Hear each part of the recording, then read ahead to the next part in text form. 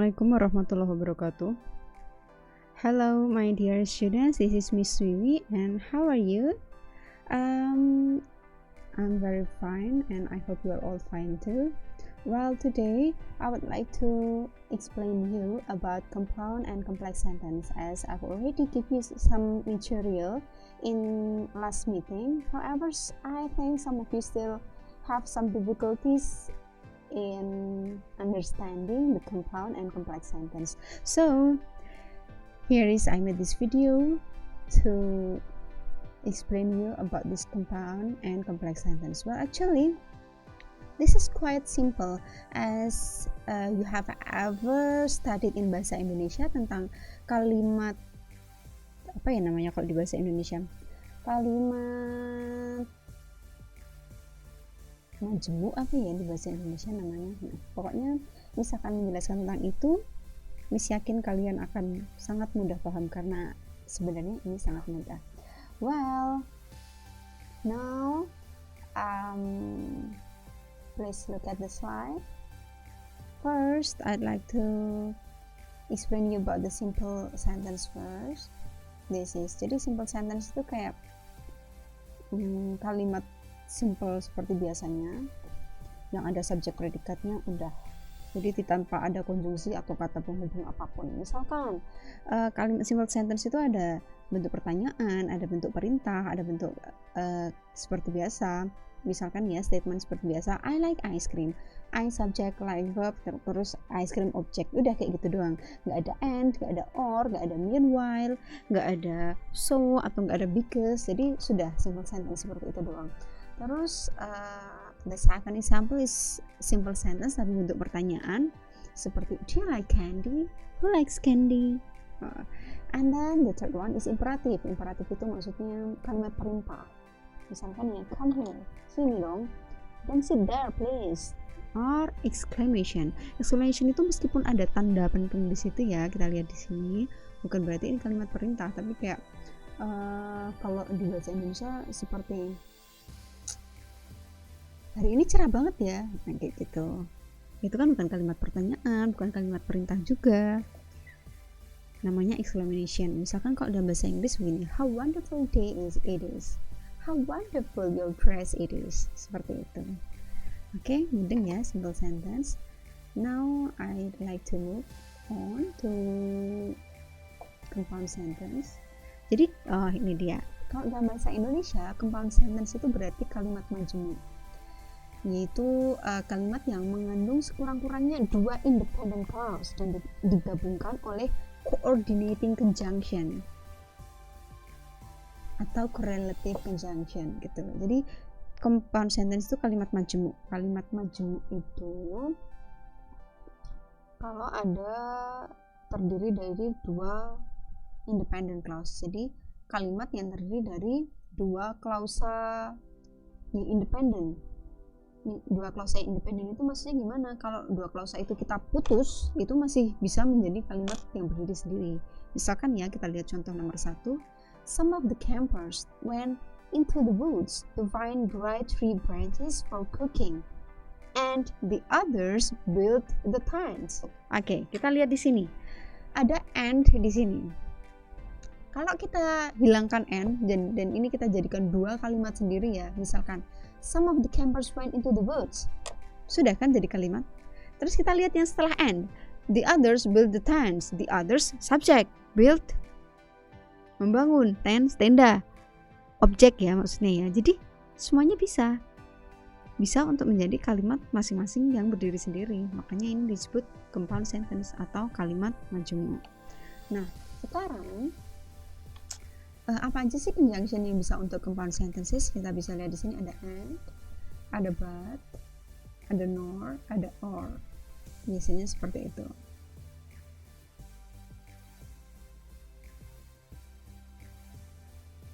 Nah, ini agak beda kalau sama complex sentence. Kita lihat. Kalau kalimat kompleks itu jadi kalimat yang terdiri dari minimal dua klausa ya, dan klausa yang pertama itu independen, bisa berdiri sendiri. Tetapi ada satu lagi yang namanya dependent clause. Dependent itu tidak bisa berdiri sendiri atau kita sebut anak kalimat. Nah, kalau di compound tadi semuanya induk kalimat tuh, dua-duanya bisa berdiri sendiri. Tapi kalau di complex sentence itu tidak bisa berdiri sendiri. Sorry. Oke, contohnya bagaimana?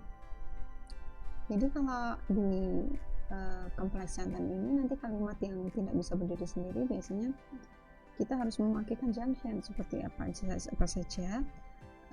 Jadi namanya kita sebutnya subordinating conjunction. For example, although, because, dan lain-lain. Misalkan ya, kita lihat contoh nomor 1. Because I didn't go to school last week, I didn't know there would be an exam today. I didn't know that there would be an exam today. Kita ulangi lagi. Because I didn't go to school last week, I didn't know that there would be an exam today. Kenapa ini kok kalimat kompleks, bukan kalimat compound lagi? Kalau kita hilangkan because, kemudian kita bagi dua, I didn't go to school last week. Terus yang kedua, I didn't know that there would be an exam today. Ini kan kalimat utamanya, main clause-nya. Nah, ini dependent clause-nya. Dependent clause ini tidak akan ada kalau tidak ada kalimat utama ini, I didn't go to school last week. Sudah, dia bisa berdiri sendiri. Tapi kalau yang kedua, I didn't know that there would be an exam today, itu kan masih ada hubungannya dengan yang nomor 1. Kita nggak bakal tahu ada klausa ini. Dia nggak bisa aja ya, aku yang ada di kalimat ini nggak akan tahu kalau ada ujian hari ini, dan itu ada hubungannya karena nggak berangkat kemarin kan. Makanya ini disebut kalimat dependent, kalimat yang nggak bisa berdiri sendiri gitu. Dan kita pakai kata penghubungnya because. Apakah harus because di depan atau di belakang? Apakah yang main clause harus di depan dan dependent clause-nya di belakang? Tidak harus seperti itu. Misalkan kita ubah pun, I didn't know that there will be an exam today because I didn't go to school last week. Itu juga termasuk ini complex sentence meskipun kita ubah. Jadi yang ada karena apanya itu kan yang jadi independent clause-nya gitu. Terus kita lihat yang nomor 2, I was studying English when my friend came.